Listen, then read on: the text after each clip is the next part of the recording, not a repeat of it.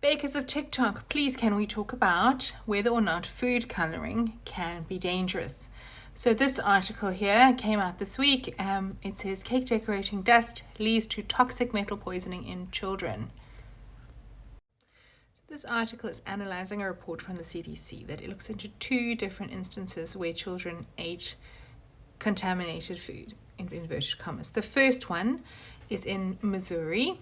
A 1-year-old child, he ate flowers from edible sugar flowers that were made using, wait, here it is here, primrose petal luster dust. So some kind of pink luster dust that was found to contain lead. Upon investigation, this luster dust was found at the company that made it, and it was found to contain 25% of the total was powdered lead. Okay, I can't stress how bad that is. In the second case, there were children, I think there were 10 children in this one, aged between 1 and 11 years old, that became ill from a birthday cake. They experienced vomiting and diarrhea, and 1 child was taken to the emergency department. This one, they determined that the cause of the sickness was that there was a golden icing on the outside of the cake.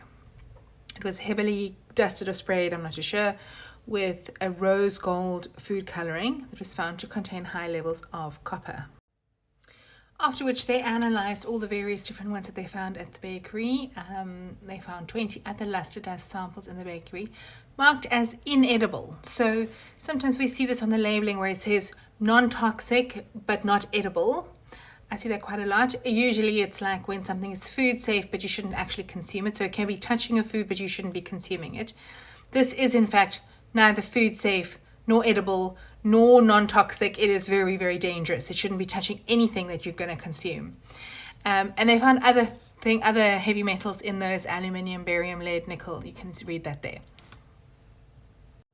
And then they sum up with luster dusts used in homemade and commercial bakeries are a popular trend. However, not all glitters are created equal.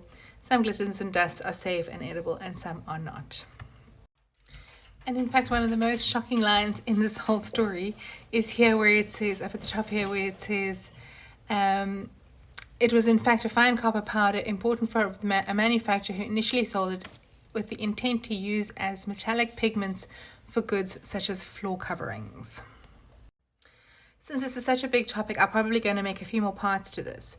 But just to sum up here, please be very careful where you're buying your colorings from.